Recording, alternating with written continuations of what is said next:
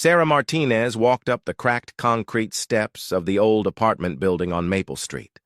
The paint was peeling off the walls and the smell of garbage filled the air. She had been a social worker for 8 years now and had visited hundreds of homes just like this one. But something about today felt different.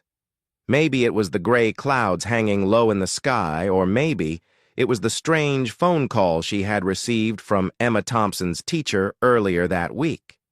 Mrs. Wilson had sounded worried when she called the Child Services office. She told Sarah that 12-year-old Emma had been falling asleep in class every single day for the past month. The girl would put her head down on her desk and sleep so deeply that even the school bell could not wake her up.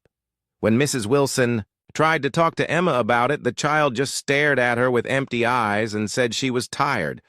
Nothing more. Just tired. Sarah knocked on apartment 2B and waited. She could hear movement inside and voices whispering, but no one came to the door right away. After a few minutes, a man opened it. He was tall, with dark hair, and looked to be in his late 30s. His smile seemed forced, and his eyes kept looking past Sarah toward the stairs. "Hello, Mr. Thompson. I am Sarah Martinez from Children and Family Services. We spoke on the phone yesterday about scheduling this visit." The man's smile got wider, but it did not reach his eyes. "Of course, Miss Martinez. Please come in. We have been expecting you." Sarah stepped inside the small apartment. The living room was clean, but it felt cold somehow. The furniture looked old but well taken care of. Everything was in its perfect place, like no one actually lived there.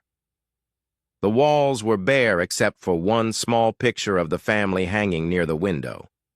Even in the photo, the children looked serious, and their smiles seemed forced. A woman appeared from the kitchen, wiping her hands on a dish towel. She was shorter than her husband, with blonde hair pulled back in a tight ponytail. She kept glancing at her husband like she was waiting for permission to speak. "This is my wife, Linda. Linda, this is Miss Martinez from the Social Services." Linda nodded quickly and offered Sarah a cup of coffee. Her hands were shaking slightly as she poured it from an old coffee pot.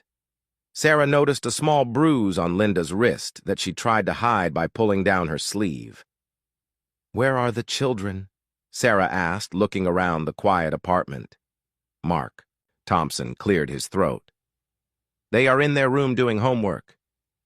Emma takes her studies very seriously. She helps her younger brother and sister with their schoolwork every day after school." Sarah made a note in her folder.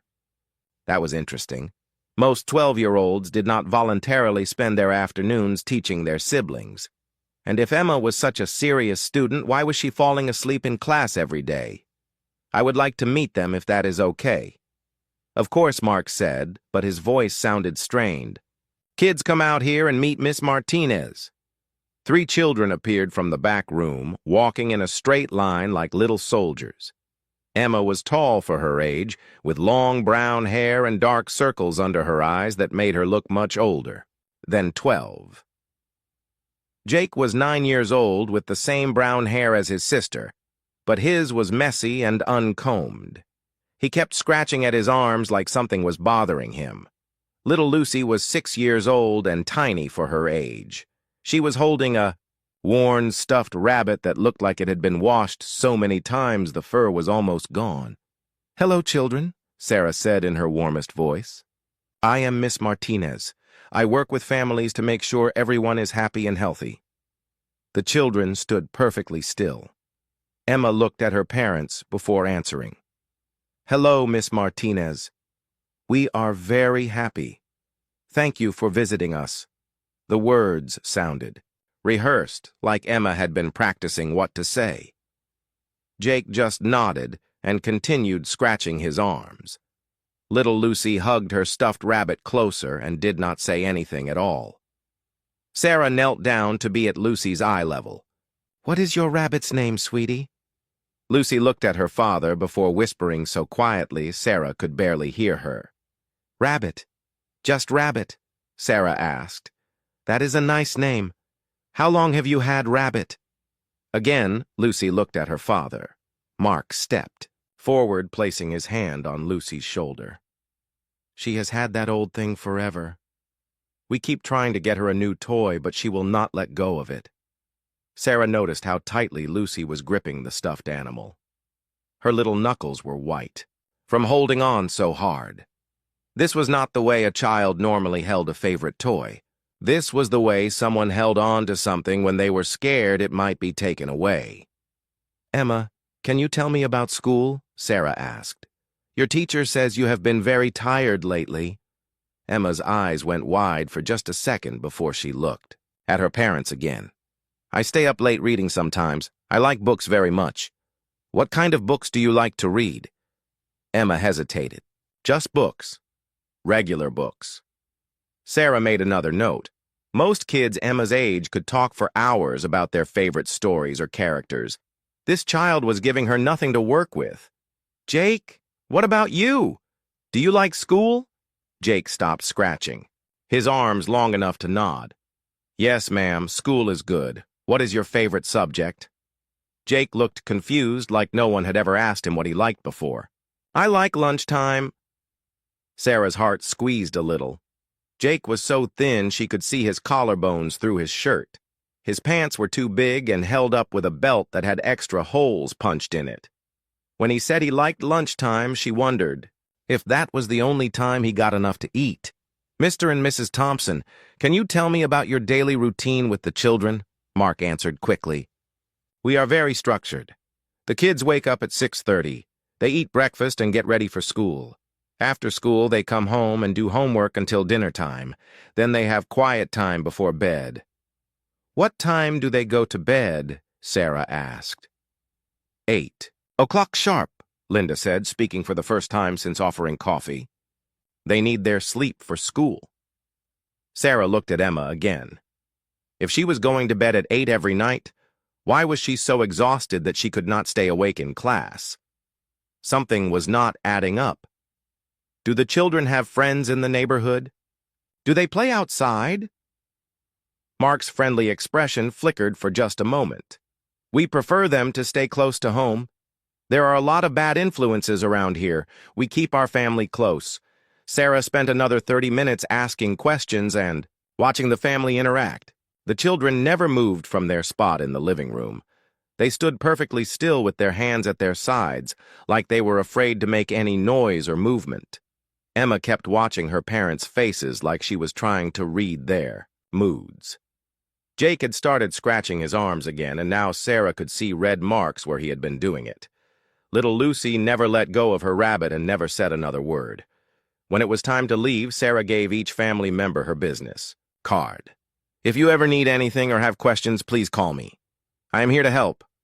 Mark took all the cards and put them in his pocket. "Thank you, Miss Martinez. As you can see, we have a very happy family here. The children are well cared for, and we do not anticipate needing any assistance." As Sarah walked back to her car, she could not shake the feeling that she had just witnessed a performance rather than meeting a real family. Everything had been too perfect, too controlled. The children had been too quiet, too obedient, and the fear she had seen in Emma's eyes when no one else was looking told her that this family was hiding something dark. She sat in her car for a few minutes, looking up at the apartment window. Through the thin curtains, she could see shadows moving around. Then she heard shouting, a man's angry voice followed by the sound of something breaking. Sarah's stomach dropped. She had seen this before in other families. The calm, polite act they put on for visitors, followed by the explosion of anger once the social worker left. Sarah started her car, knowing she would be back soon. The Thompson family had given her all the right answers, but their children's scared faces told a completely different story. Emma, Jake, and Lucy needed someone to see past their parents' lies, and that someone was going to be her. 3 weeks had passed since Sarah's first visit to the Thompson apartment. She had tried to forget about the scared look in Emma's eyes and the way little Lucy held her stuffed rabbit like her life depended on it. But every night when she went home to her own quiet apartment, she found herself thinking about those 3 children. Something was wrong in that house, and she could feel it in her bones. The phone call from Emma's teacher came on a Tuesday morning while Sarah was reviewing. Other case files.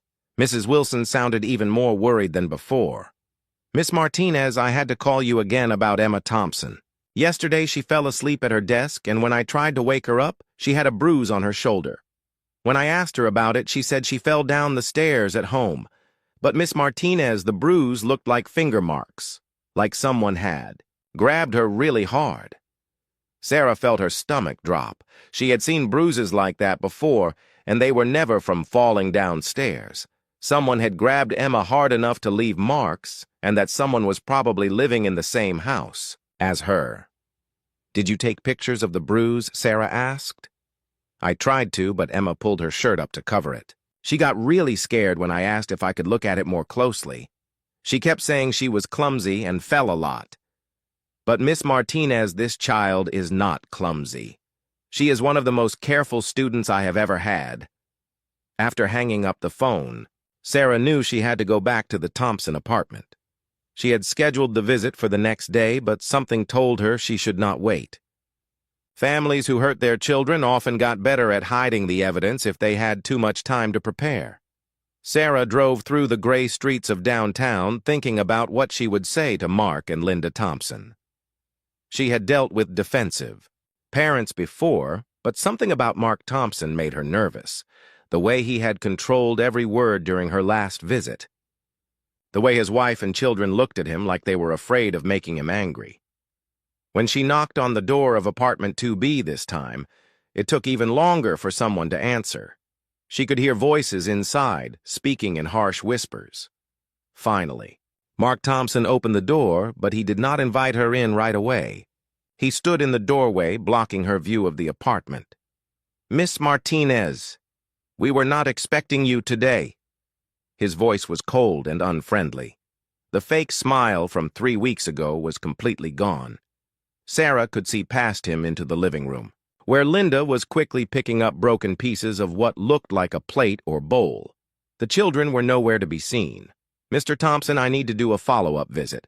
There have been some concerns raised about Emma's condition at school." Mark's face got red, and his hands clenched into fists at his sides.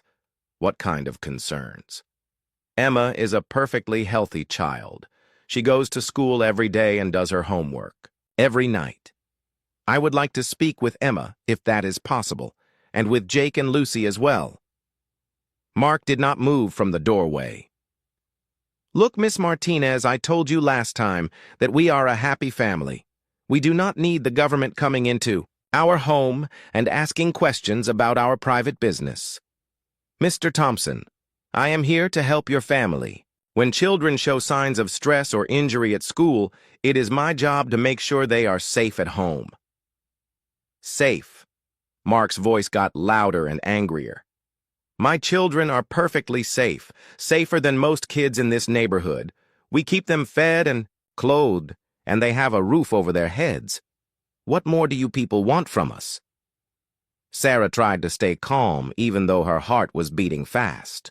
She had been threatened by parents before, but Mark Thompson seemed like he might actually become violent if she pushed too hard. "I just need to see the children for a few minutes, to ask them how they are doing and make sure they are healthy." Linda appeared behind her husband holding a dish towel in her shaking hands. She looked even more nervous than she had during the first visit. There was a fresh bruise on her cheek that she was trying to hide by turning her face away from Sarah. "Please, Miss Martinez, the children are fine. They are in their room resting. Emma has been having trouble sleeping lately and she is very tired." "What is causing Emma to have trouble sleeping?" Sarah asked. Linda looked at her husband before answering. "She has bad dreams sometimes. Children have bad dreams. It is normal." Sarah made a mental note about the bad dreams. Children who were being hurt at home often had nightmares about violence and danger. It was one of the most common signs of abuse that teachers and social workers looked for. "Mrs. Thompson, can I speak with you privately for a few minutes?" Mark stepped forward, placing himself between Sarah and his wife. "No. Whatever you need to say, you can say it to both of us. We do not keep secrets in this family." The way he said it made Sarah's skin crawl.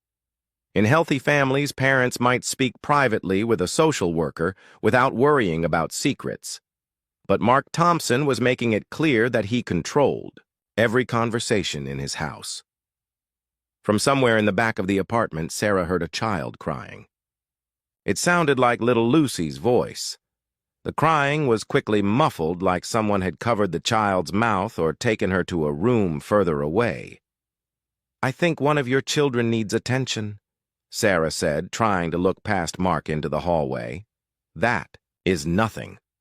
Lucy sometimes cries when she wakes up from her nap. Linda will take care of it." But Linda did not move to check on Lucy. She stood frozen behind her husband, looking terrified. The crying had stopped, but Sarah could hear hushed voices and what sounded like someone trying to calm down a scared child. "Mr. Thompson, I am going to need to schedule another visit next week. I will call ahead of time to arrange it." Mark's eyes got dark and dangerous. "No, Miss Martinez, you will not be scheduling another visit. We do not want you coming back here. We do not want you asking our children questions or taking up their time. They have school and homework, and they do not need strangers upsetting them. Sir, I have a legal right to check on the welfare of children who may be at risk. At risk." Mark laughed, but it was not a happy sound. At risk of what? Having parents who care about them. Having rules and structure in their lives. Having a family that sticks together no matter what. He stepped closer to Sarah and lowered his voice so only she could hear him. "Listen to me very carefully, Miss Martinez. You need to find someone else to bother. Some other family to try to destroy with your questions and your reports. My children do not need saving, and my wife does not need rescuing. We are doing just fine on our own." The threat in his voice was clear, even though he had not said anything directly threatening. Sarah felt a chill run down her spine. She had been warned off cases before, but never with such intensity and anger. "I will be in touch, Mr. Thompson. Have a good day." Sarah walked back to her car, knowing that Mark Thompson was watching her from the window. As she drove away, she thought about little Lucy's muffled crying and the fear in Linda's eyes. She thought about Emma's finger-shaped bruises and Jake's nervous scratching. Mark Thompson had told her to back off. He had made it clear that she was not welcome in his home and that he did not want her talking to his children. But Sarah had been a social worker long enough to know that the families who pushed hardest against help were usually the ones who needed it most desperately. She would have to be more careful now. Mark Thompson saw her as an enemy, and that made the children even more vulnerable than before. But giving up was not an option. Emma, Jake, and Lucy were counting on someone to see, through their father's anger and their mother's fear. They needed someone who would not walk away just because things got difficult and dangerous. Sarah made a decision as she drove through the busy streets back to her office. She would not back off. She would not find another family to help instead. The Thompson children had already suffered too much, and she was not going to let their father's threats scare her away from doing her job. Whatever was happening in that apartment, she was going to find out, and she was going to make sure those 3 scared children got the help they needed even if their parents did not want it. Sarah could not sleep that night. Every time she closed her eyes, she saw Emma's frightened face and heard little Lucy's muffled crying. She kept thinking about Mark Thompson's angry voice, telling her to back off and find someone else to bother. But Sarah had been a social worker for too long to let threats scare her away from children who needed help. The next morning, Sarah arrived at her office early. She had made a decision during her sleepless night. If the Thompson family would not let her help them directly, then she would have to find another way to get the information she needed. She started by calling Emma's school to speak with the principal. Mrs. Henderson had been the principal at Lincoln Elementary for 15 years. She had seen many children from troubled homes and knew the signs of abuse better than most people. When Sarah explained her concerns about the Thompson children, Mrs. Henderson's voice became serious and worried. "Miss Martinez, I am glad you called. We have been watching Emma very closely since your first visit. Her behavior has gotten worse instead of better." Yesterday she fell asleep during recess. Not just tired, but completely unconscious. When we tried to wake her up, it took several minutes and she seemed confused about where she was. Has she said anything about her home life? Sarah asked. Nothing specific, but our school counselor, Mrs. Davis, has been trying to build trust with her. Emma did say something strange last week. She said she wished she could sleep at school because it was quieter here. When Mrs. Davis asked what she meant, Emma got scared and said she was not supposed to talk about home. Sarah made notes as she listened. Children who were being abused often talked about wanting to stay at safe places like school. They learned to be afraid of going home because they never knew what mood their abusive parent might be in. What about Jake and Lucy? Are they having problems at school too? Jake misses school at least one day every week. When he does come, he seems hungry all the time. He asks other children if he can have their leftover lunch food. Lucy is in kindergarten and her teacher says she wets herself almost every day. She is too afraid to ask to use the bathroom. Sarah felt sick to her stomach. All three children were showing classic signs of abuse and neglect. Emma was exhausted from fear and stress. Jake was not getting enough food at home. Lucy was so scared that she could not even ask for basic needs like using the bathroom. Can you send me copies of the children's attendance records and any incident reports from the past 6 months? Of course. Miss Martinez, is there anything else we can do to help these children? The teachers are all very worried about them. Keep documenting everything. Take pictures if you see any injuries. And please call me immediately if any of the children say anything about what happens at home. After hanging up with the school, Sarah decided to do more research about the Thompson family. She called the Department of Motor Vehicles to get their previous address in Ohio. If the family had lived in other places, there might be records of problems that could help her understand what was really happening. The address led her to a small town outside of Cleveland. Sarah called the elementary school there and spoke with a counselor named Mrs. Rodriguez, who remembered the Thompson family very well. Oh, those poor children. Mrs. Rodriguez sounded sad and frustrated. We tried so hard to help them, but the parents were very uncooperative. Emma used to come to school with bruises on her arms and legs. When we asked her about them, she would say she was clumsy and fell down a lot. Did you ever contact Child Protective Services? Sarah asked. We made several reports, but nothing ever came of them. The parents were very good at explaining away every injury. They said Emma was accident-prone and that Jake was a picky eater who refused to eat healthy food. They had an excuse for everything. What about Lucy? Lucy was only 4 when they lived here, but she showed signs of developmental delays. She would not speak in complete sentences, and she was not potty-trained. Her teacher thought she might need special help, but the parents refused to have her tested. They said she was just shy and would grow out of it. Mrs. Rodriguez told Sarah that Child Protective Services in Ohio had opened a case on the Thompson family, but it was closed when they suddenly moved to Illinois. The investigator had noted suspected physical abuse and possible neglect, but there was not enough concrete evidence to remove the children from their home. Do you have copies of those reports? Sarah asked. I can try to get them for you, but it might take some time. The investigator who handled the case retired last year, and the files are in storage somewhere. Sarah gave Mrs. Rodriguez her contact information and asked her to send whatever records she could find. Then she called the Ohio Department of Children's Services directly. After being transferred several times, she finally reached a supervisor who was willing to discuss the Thompson case. Mr. Williams had been working in child protection for 20 years, and he remembered the Thompson family case because it had frustrated him so much. We knew something was wrong in that house, but we could never prove it. The father was very smart about covering his tracks. Every time we showed up for a surprise visit, the house was clean, and the children were well behaved. What made you suspect abuse?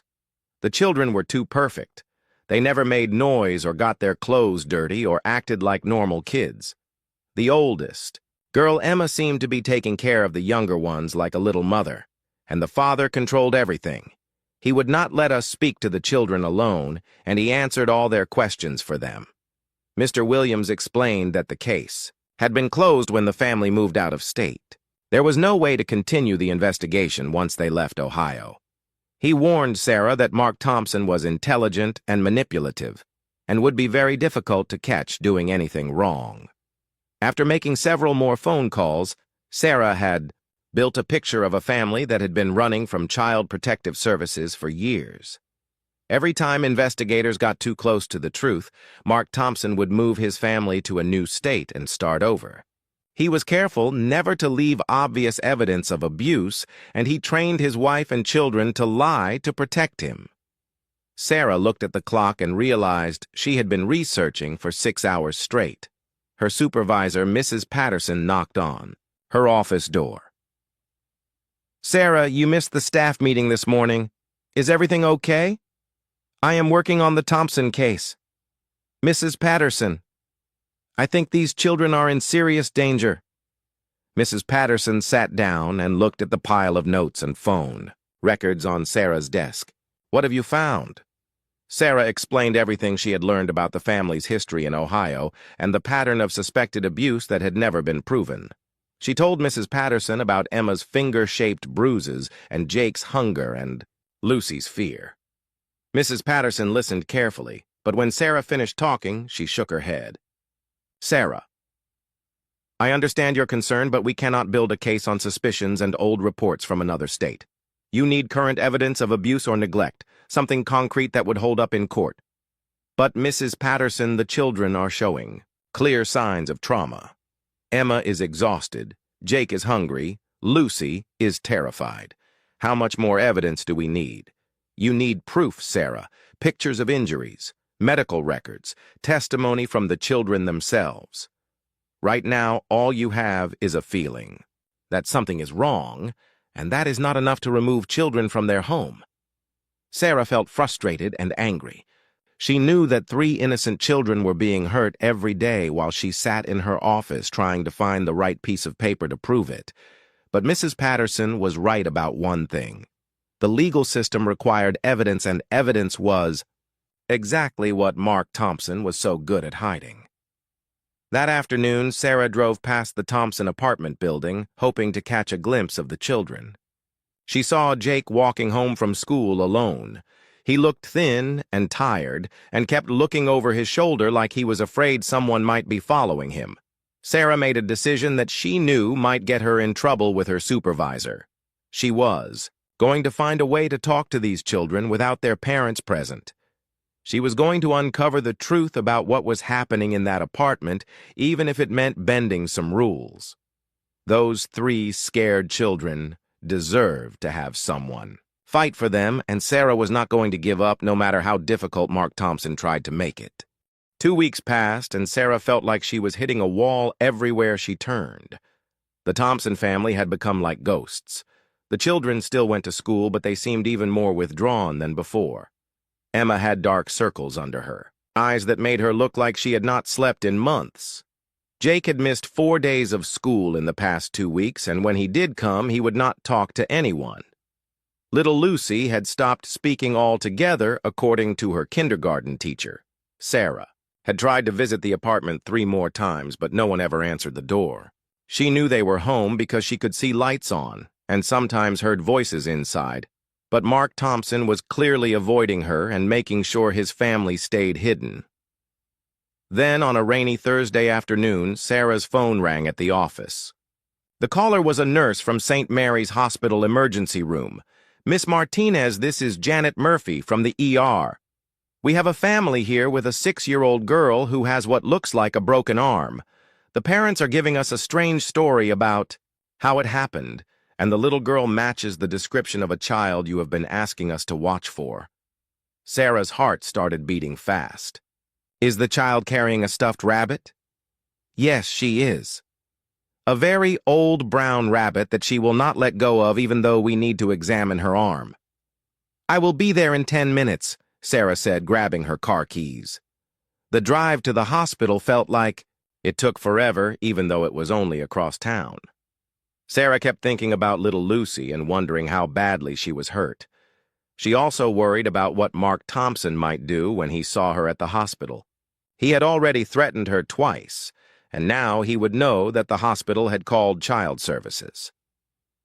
Sarah walked through the automatic doors of the emergency room and immediately spotted the Thompson family in the waiting area. Linda was sitting in a plastic chair holding Lucy on her lap. The little girl's left arm was wrapped in a temporary splint, and she was clutching her worn, stuffed rabbit with her good hand. Her face was streaked with tears, but she was not making any sound. Mark was pacing back and forth near the vending machines, talking loudly on his cell phone. His voice was angry and frustrated, and other families in the waiting room were staring at him. "I do not care what the insurance company says. My daughter needs medical attention, and we are not leaving until she gets it." When Mark saw Sarah walking toward them, his face turned bright red with rage. "You! What are you doing here?" "How did you know we were here?" Sarah tried to keep her voice calm and professional. "Mr. Thompson, I was notified that Lucy was injured. I am here to make sure she gets the medical care she needs. We do not need your help." Mark's voice was getting louder, and other people in the waiting room were starting to look nervous. "This is a private family matter, and you have no business being here." Linda looked up at Sarah with desperate eyes. She was holding Lucy very carefully, like she was afraid of hurting her more. The little girl was so pale and quiet that Sarah wondered if she might be in shock. "How did Lucy get hurt?" Sarah asked Linda directly. Before Linda could answer, Mark stepped between them. "She fell down the stairs at our apartment building. The steps are old and slippery, and she lost her footing." Sarah knelt down next to Linda's chair so she could see Lucy better. "Hi, sweetheart. How are you feeling?" For the first time, Lucy looked directly at Sarah. Her big brown eyes were filled with pain and fear, but also something that looked like hope. "It hurts." Lucy whispered so quietly that Sarah had to lean closer to hear her. "I know, sweetie. The doctors are going to help make it feel better." Lucy nodded, and then did something that surprised everyone. She reached out with her good arm toward Sarah like she wanted to be held. Mark immediately moved to block Sarah from touching his daughter. "Do not touch her. You are not family, and you have no right to put your hands on my child." At that moment, a doctor appeared from the treatment area. He was a tall man with gray hair and kind eyes, who looked like he had been working in emergency medicine for many years. "Mr. and Mrs. Thompson, I am Dr. Williams. I have examined Lucy's x-rays, and I need to discuss her injury with you." The whole family followed Dr. Williams into a small consultation room. Sarah waited outside, but she could hear voices through the thin walls.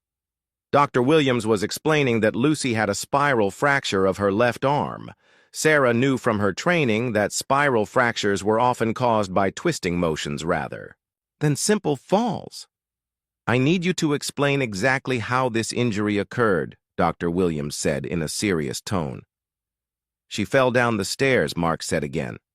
"She was running, and she tripped and fell hard on her arm. Mr. Thompson, this type of fracture is not consistent with a fall downstairs. It looks like her arm was twisted with significant force. Can you think of any other way this might have happened?"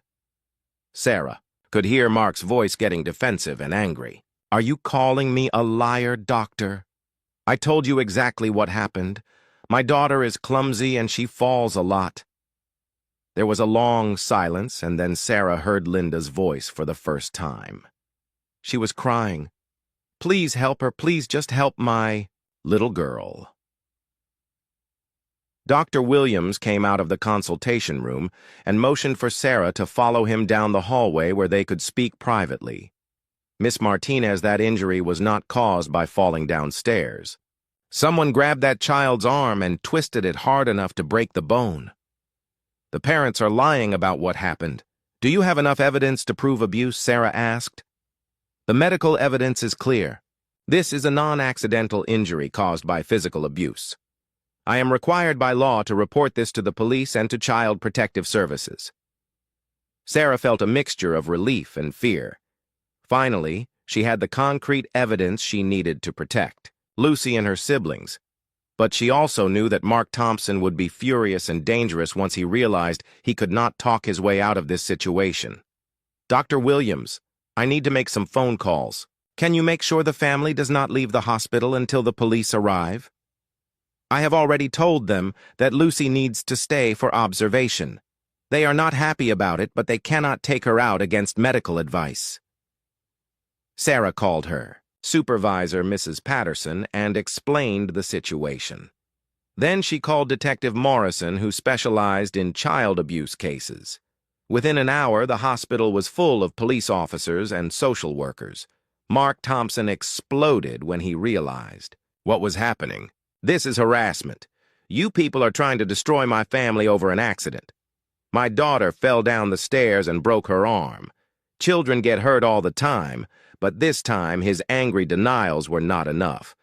Dr. Williams showed the police and the social workers the X-ray evidence that proved Lucy's injury was caused by abuse. Detective Morrison had dealt with cases like this many times before, and he was not fooled by Mark's performance.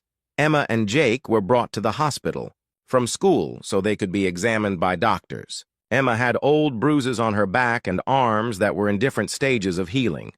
Jake was severely underweight and showed signs of chronic malnutrition. All three children were quiet and scared, but for the first time, they were safe from their father's anger. Linda finally broke down and told the truth about what had been happening in their home. She admitted that Mark had been hurting the children for years and that she had been too afraid to ask for help. She described a house where the children were punished for making any noise or asking for food, where Emma was forced to take care of her younger siblings while being beaten herself, where little Lucy had learned to stay silent no matter how much pain she was in. Sarah sat with the three children in a comfortable room at the hospital while the adults made plans for their safety. Emma was holding Lucy's good hand while Jake sat close beside them. For the first time since Sarah had met them, they looked like real children instead of frightened prisoners. "Are we going to be okay now?" Emma asked quietly. Sarah looked at the three brave children who had survived so much pain and fear. "Yes, sweetie. You are going to be okay. You are safe now, and no one is ever going to hurt you again."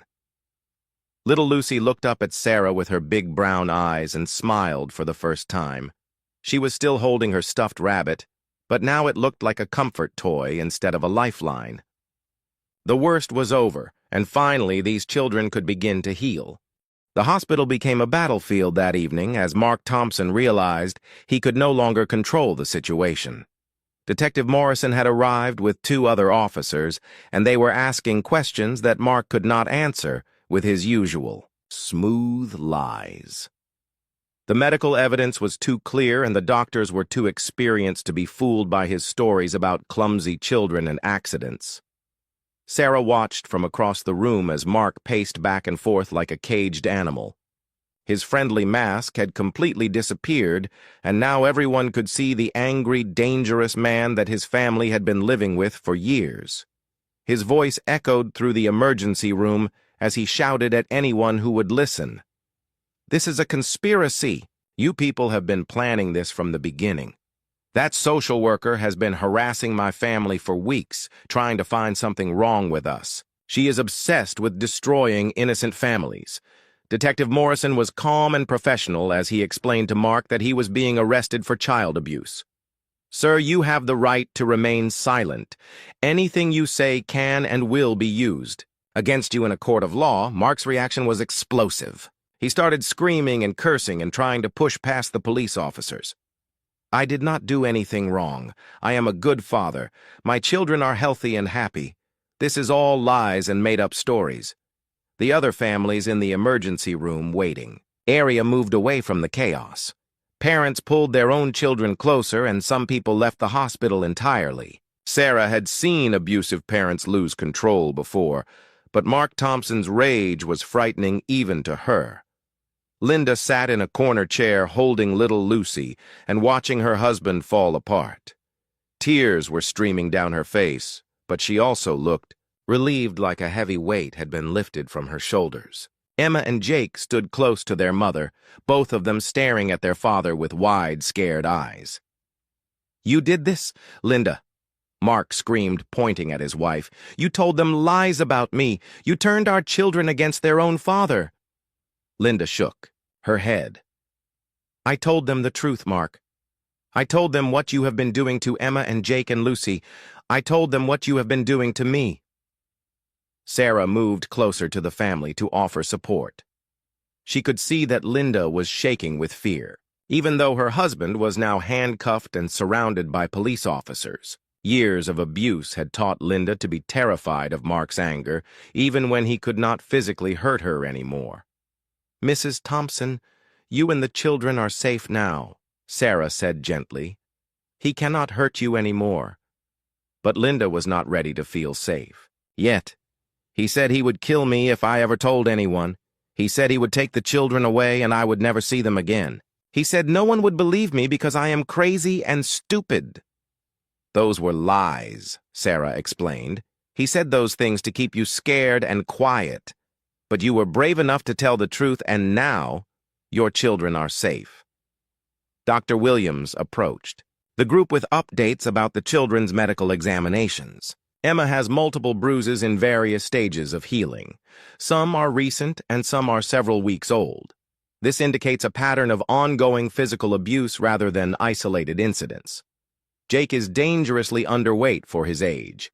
His body shows signs of chronic malnutrition and dehydration. He has been deprived of adequate food for an extended period of time. Lucy's arm fracture is definitely non-accidental. The spiral pattern indicates that someone grabbed her arm and twisted it with significant force. There are also old bruises on her legs and back that suggest previous incidents of abuse. Each piece of medical evidence was like another nail in Mark Thompson's coffin. He could no longer claim that his children's injuries were accidents or that they were healthy and well cared for. The doctors had documented years of abuse and neglect that could not be explained away. Detective Morrison finished processing Mark's arrest and led him toward the police car waiting outside. As they walked through the emergency room, Mark turned back toward his family one last time. "This is not over, Linda. I will get out of jail, and I will come home. You better remember who you belong to and who those children belong to." The threat sent chills through everyone who heard it. Even handcuffed and being arrested, Mark Thompson was still trying to control his family through fear and intimidation. Detective Morrison stopped walking and turned to face Mark. "Sir, you are making threats against the victims of your abuse. Those threats will be added to the charges against you. I suggest you remain silent until you speak with your attorney." After Mark was taken away, the hospital became much quieter. Linda sat holding Lucy, while Emma and Jake moved closer to their mother. For the first time in years, they did not have to worry about making their father angry or saying the wrong thing. A social worker named Ms. Chen arrived to make arrangements for the children's temporary care. She had been called in to help Sarah with the immediate crisis and to make sure the children had a safe place to stay while the legal case against their father was being prepared. "Mrs. Thompson, we need to find a safe place for you and the children to stay tonight. Do you have family or friends who could help you?" Linda shook her head. "Mark never let me keep in touch with my family. He said they were a bad influence and that we did not need anyone but each other. I have not spoken to my sister in 3 years, Ms. Chen explained that there were emergency shelters for families fleeing domestic violence. The shelter would provide a safe place to stay and help Linda figure out her next steps.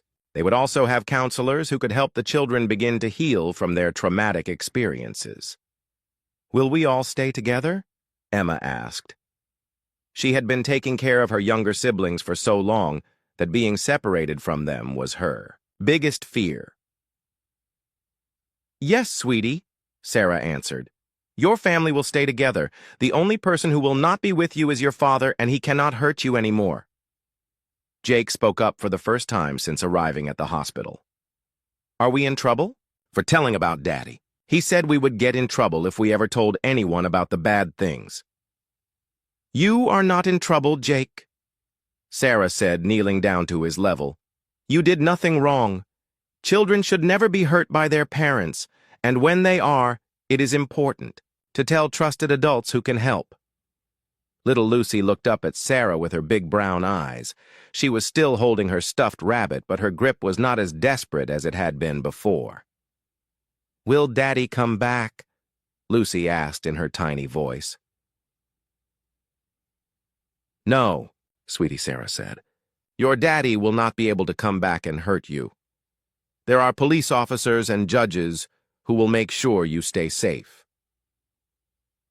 As the evening went on, arrangements were made for the family to be transported to a secure shelter. Linda signed papers, giving temporary custody of the children to the state so they could receive medical care and counseling. She also agreed to work with prosecutors to build a strong case against Mark so he would be kept in prison for a long time. Before they left the hospital, Emma approached Sarah with something that looked like a folded piece of paper. "Miss Martinez, I wrote you a letter. I wanted to give it to you before, but Daddy said we were not allowed to talk to you." Sarah unfolded the paper and found a drawing that Emma had made. It showed a family of stick figures standing under a rainbow with the words, "Thank you for helping us," written in careful elementary school handwriting. "Emma, this is beautiful," Sarah said, feeling tears in her eyes. "You are a very brave girl, and I am proud of you for protecting your brother and sister. I tried to keep them safe, but Daddy was too strong. I am glad you did not give up on us, even when he told you to go away." Sarah hugged Emma gently. "Sometimes adults need help too, Emma. Your mother loves you very much, but she was scared of your father just like you were. Now, all of you can start over and be safe." As Sarah watched the Thompson family leave the hospital with Ms. Chen, she felt a mixture of sadness and hope. The children had been through terrible trauma that would take years to heal from. But they were finally safe, and they would have the help they needed to build new lives free from fear and violence. Mark Thompson had told Sarah to back off and find someone else to help. He had threatened her and tried to intimidate her into abandoning his family. But Sarah had refused to watch those children suffer in silence. She had fought for them when they could not fight for themselves, and now they had a chance at the happy childhood they deserved. 8 months had passed since that terrible night in the hospital emergency room. Sarah parked her car outside a small blue house with white shutters and a neat front yard full of flowers. She could hear children's laughter coming from the backyard, and the sound made her heart feel warm and happy. The front door opened before Sarah could even knock. Linda Thompson looked completely different from the scared, broken woman Sarah had first met in that cold apartment. Her hair was longer, and she was wearing a bright yellow dress. Most importantly, she was smiling a real, genuine smile that reached her eyes. "Miss Martinez, Sarah, please come in. The children are so excited to see you." The inside of the house was nothing like the sterile apartment where the Thompson family had been hiding their pain. There were children's drawings taped to the refrigerator and toys scattered across the living room floor. The walls were painted in warm colors, and there were family photos everywhere showing Linda and the children laughing and playing together. "This place looks wonderful," Sarah said, looking around at the cozy home. "It is our fresh start," Linda explained. "The domestic violence program helped me find this house and get a job at the local library. For the first time in 10 years, I am making my own decisions about where we live and how we spend our time." Through the back window, Sarah could see Emma, Jake, and Lucy playing in the yard. Emma was pushing Lucy on a swing set while Jake kicked a soccer ball against a fence. All 3 children looked healthy and happy, and most importantly, they looked like normal kids who were not afraid to make noise or have fun. "How are they doing?" Sarah asked. "Better every day. It has not been easy, and we all still have hard days, sometimes. But they are in counseling, and they are learning that families should be safe and loving places." Emma came running into the house when she saw Sarah. "Miss Martinez, you came to visit us. Do you want to see my room? I have my own bed now and a desk for doing homework. I would love to see your room," Sarah said, following Emma down a hallway lined with more family photos. Emma's bedroom was painted purple and had posters of horses and movie stars on the walls. There was a bookshelf full of chapter books and a diary with a small lock on it sitting on the desk. "I am reading 3 grade levels above my class now," Emma said proudly, "and I joined the drama club at school. We are doing a play about friendship next month, and I have the lead role." "That is wonderful, Emma. You always were a smart girl, but now you have the chance to show everyone how talented you are." "I want to be a teacher someday," Emma said. "Or maybe a social worker like you. I want to help other kids who are scared and do not know how to ask for help." Sarah felt proud tears forming in her eyes. Emma had survived terrible abuse, but instead of being bitter or angry, she wanted to use her experiences to help other children. That kind of strength and compassion was rare and beautiful. Jake appeared in the doorway, bouncing his soccer ball. "Miss Martinez, look what I can do." He started doing tricks with the ball, showing off his improved coordination and energy. "Jake, you have gotten so good at soccer," Sarah said. "You look strong and healthy. I eat 3 meals every day now, plus snacks," Jake said, grinning. "Mom says I can eat whenever I am hungry, and I do not have to ask permission first. And I gained 12 pounds since we moved here." "That is fantastic, Jake. Your body needed good food to help you grow big and strong." Little Lucy was the last to come inside from playing. She was still carrying her stuffed rabbit, but now it looked like a beloved toy instead of a desperate security blanket. She had grown taller, and her face was fuller and rosier than it had been 8 months ago. "Hi, Miss Martinez," Lucy said in a clear, confident voice. "Do you want to meet my new friend?" She held up her stuffed rabbit, which looked much cleaner and fluffier than Sarah remembered. "His name is Hope now, instead of just Rabbit. Mommy bought me a new bunny, but I still like my old one best. Hope helped me be brave when I was scared. That is a perfect name for him, Lucy. Hope is very important, and your bunny helped you keep Hope alive during the hard times." Linda called everyone into the kitchen for lunch. The table was set with colorful plates, and there was more food than 4 people could possibly eat. Sandwiches and fruit and cookies and milk were spread across the table like a feast. "We always have plenty of food now," Linda explained.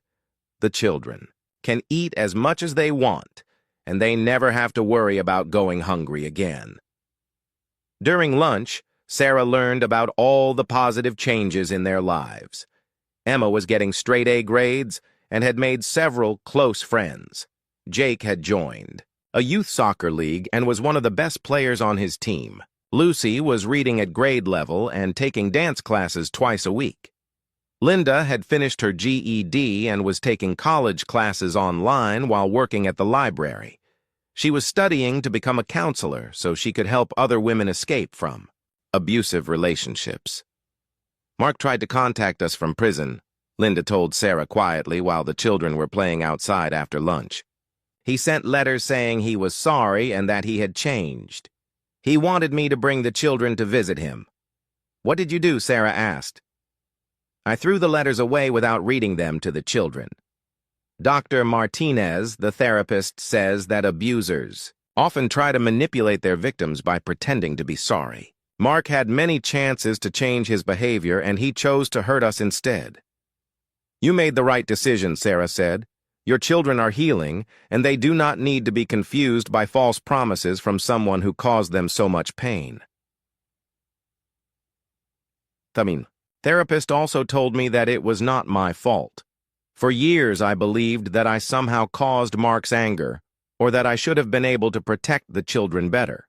But I was a victim too, and I did the best I could under terrible circumstances. Before. Leaving Sarah sat with all 4 family members in their living room. The afternoon sun was streaming through the windows, and the house felt peaceful and full of love. "I want you all to know how proud I am of the courage you have shown, Linda and Sarah. You escaped from a dangerous situation, and you have built a beautiful new life together. We could not have done it without you," Emma said. "When Daddy told you to go away, you kept coming back. When he said we did not need help, you knew we were lying because we were too scared to tell the truth." Sarah looked at the 3 children who had been so frightened and broken when she first met them. Now, they were confident and happy and full of hope for their futures. Emma was going to help other children someday. Jake was strong and healthy and talented at sports. Lucy was no longer the silent, terrified little girl who could not ask to use the bathroom. You all saved yourselves by being brave enough to accept help when it was offered. Many people tried to help you along the way. Teachers and doctors and police officers and counselors. It took a whole community working together to keep you safe. Miss Martinez, Emma said. What happened to our daddy? Will he stay in prison forever? Mark was sentenced to 12 years in prison for child abuse and domestic violence. He will not be able to hurt you or contact you during that time. By the time he gets out, you will all be adults, and you can decide for yourselves if you ever want to see him again. I do not think I will want to see him, Jake said. I like our life now. I like not being scared all the time. As Sarah prepared to leave, Linda walked her to the front door. Thank you for refusing to give up on us, Linda said. When Mark told you to back off, you could have listened to him. You could have decided we were too much trouble and found an easier family to help. That was never an option, Sarah replied. You and your children deserve to be safe and happy. Every child deserves to grow up without fear and violence. Sarah drove away from the little blue house feeling grateful and satisfied. The Thompson case had been one of the most difficult of her career, but it had also been one of the most rewarding. She had been told to back off, but she had refused to watch their end. Instead, she had helped them find their beginning.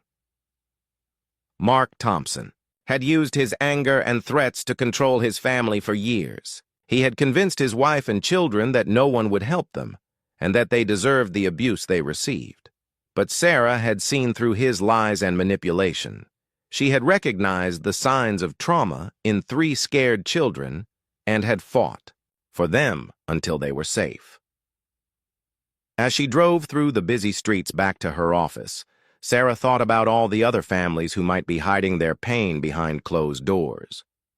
There were other children like Emma and Jake and Lucy who needed someone to see their fear and refused to look away. There were other mothers like Linda who needed someone to believe their stories and help them find the courage to escape. Sarah had learned that sometimes the most important work happened when people told you to stop doing it. Sometimes caring meant pushing forward when everyone else wanted to look away. The Thompson children had needed someone who would not give up on them, and Sarah was grateful that she had been able to be that person for them. Their story had ended with hope and healing instead of tragedy and trauma. They had been given a second chance at childhood and family and happiness. Most importantly, they had learned that they were worthy of love and safety, and that there were good people in the world who would fight to protect them when they could not protect themselves.